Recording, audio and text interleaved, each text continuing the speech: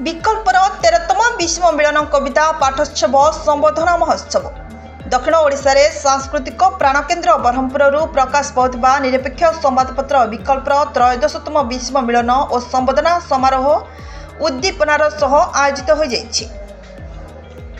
कमापल्ली बड़साही स्थित विकल्प भवन ठारे आयोजित एही महाविश्व मिलन सह राज्यस्तरीय कविता पाठोत्सव रे डॉक्टर लक्ष्मीनारायण पंडा अध्यक्षता करथिबा बेले कवयत्री सुनंदा पाढ़ी, पद्मिनी मिश्र, सुचरिता पाणिग्राही प्रमुख संयोजना करथिले।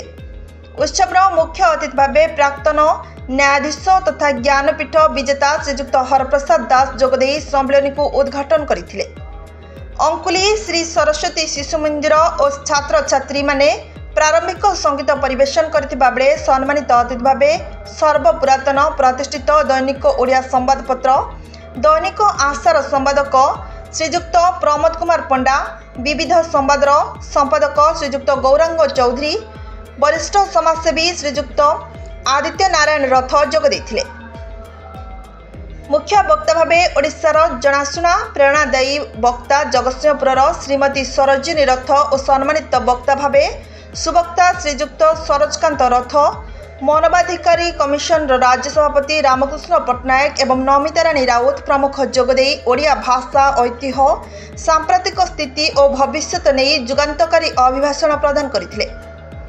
उपस्थित समस्त अतिथि और वक्ता निज निजर वक्तव्य ओडिया भाषार ऐतिह्यर विकल्प नथिबारु एहाकु बजाय रखिबाकु हेले सरकारंकर उद्यम सह विकल्प भली खबर कागज संस्थार उद्यम को साधुवाद प्रदान करथिले। विकल्पर परिचालना संपादक श्रीजुक्त जयराम महाराणा तत्वावधान में अनुष्ठित होइतिबा द्वितीय अधिवेशन में श्रीमती सौदामिनी मिश्र अध्यक्षता करथिबा बेले एथिरे ओडिशार बछा बछा साहित्यिक, सांबादिक, शिक्षक और बुद्धिजीवी को मानपत्र, उपढौकन, स्वर्ण पदक और 5000 टंका लेखाएं प्रदान करी सम्मानित करा जायथिला। सम्मानित व्यक्तित्व मध्य श्रीमती सरोजिनी रथ, सौदामिनी मिश्र, ईश्वरी राउत, रामकृष्ण पट्टनायक, शुभेन्दु कुमार दास, सुनंदा पाढ़ी, शिक्षयित्री रमिला दास, रघुराम साहू समेत समस्त संयोजिका को सम्मानित करा जायथिला।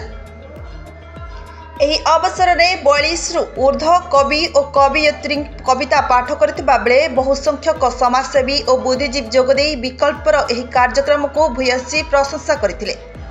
परिशेष में सुवक्ता श्रीजुक्त सरोजकांत रथ धन्यवाद अर्पण करी सभाषण करथिले।